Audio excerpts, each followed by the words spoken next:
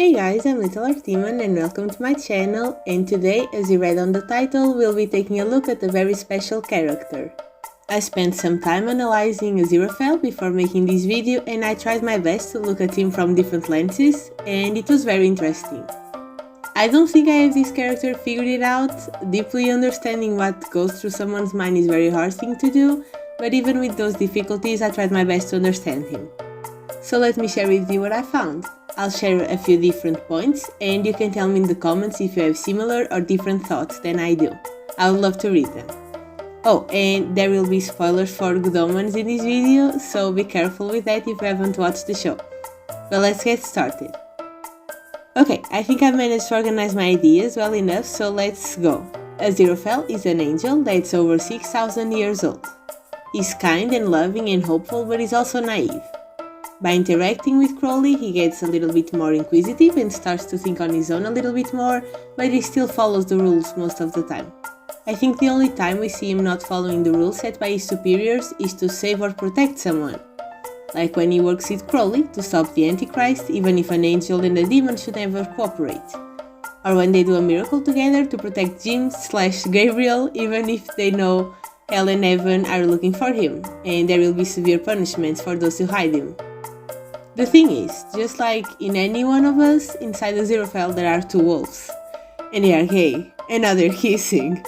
I'm sorry, I can't make a serious video. I always have to make like the crappiest jokes, and now it pains me physically and emotionally. But anyway, getting to the point now, inside Aziraphale's mind there are two opposing sides. In one hand we have what he was created for, the angel that was shaped by his superiors to fit their needs and to be obedient and not question the ineffable plan of God. This side of Aziraphale sees everything in black and white. Hell is bad, heaven is good, demons are evil creatures and angels are the good guys. But on the other hand, we have his curiosity and love. He likes to engage in activities he probably shouldn't, like collecting books, eating, dancing, listening to music, among others.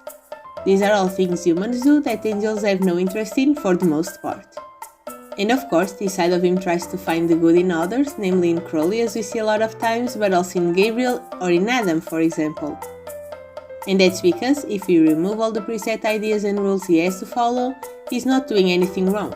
He is acting over what he thinks is right and not what others told him it is.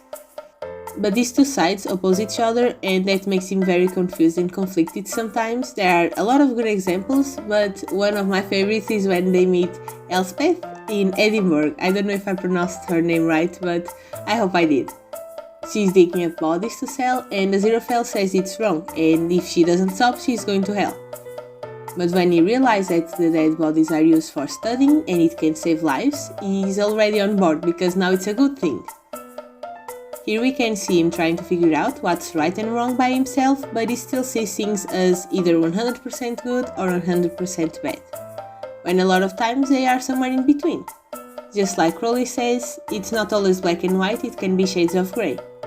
Another moment that we can see is after Job's episode, when Aziraphale thinks he's a fallen angel because he lied, and Crowley says he's not taking him to hell. In that episode, Aziraphale worked with Crowley to save Job's children from dying because he knows that's the right thing to do. But he also knows that what he did is wrong when it comes to heaven parameters because it goes against the rules and against the ineffable plan. Therefore, even if no one told him he would be sent to hell, he still felt like he should. These moments are also when Aziraphale starts to question whether heaven is really doing the right thing, and Crowley plays a big part in this. He's the one that makes him think about that most times. He pushes Aziraphale in the direction of questioning.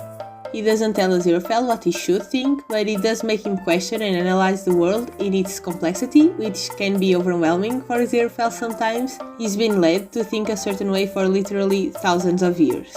There are people in our real world that have lived maybe half a century that have a hard time letting go of this type of thinking. Imagine how hard it can be for someone that lives as long as Aziraphale, you know. But he does try his best because at heart he truly wants to help and be good. Another thing I notice is that a lot of times he's nervous or afraid, which I'm not saying he shouldn't be. If someone wanted to kill me, I would be nervous of messing up too. But let's make a quick comparison with Crowley for a moment here. Even though Crowley is careful not to get caught and not to put his beloved angel in danger, he isn't afraid of being seen with Aziraphale, he's not afraid of challenging his higher ups either, as long as it's inside certain boundaries, because he's not that careless to just do whatever and get everyone killed in the process. Aziraphale, on the other hand, gets very nervous anytime someone suspects something he did was wrong, and he tries to lay low and not interfere. And I'm not saying they should act differently, like these reactions fit the characters perfectly and I wouldn't change a thing. But I think it's important to point out because this fear doesn't come solely from knowing that the punishment can be deadly for him and others he loves. It also comes from the fear of being wrong or being bad. It comes from that black and white thinking again.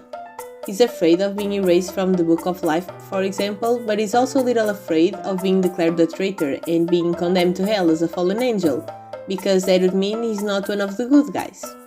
And this type of thinking conflicts with his judgment of the world a lot. For example, in the end, in that painful scene that made me cry rivers when I watched it for the first time, he says that Crowley refused to go back to hell because they are the bad guys. But he knows Crowley isn't bad. Like, throughout the series he even says that he's nice, even if Crowley stops it most times. He knows that Crowley is good, he trusts him with his life, literally. But because he has those rooted, twisted moral values, he sees the rest of hell as evil. This happens a lot in reality too, with different groups, but the thing is, those are conflicting thoughts that Aziraphale has.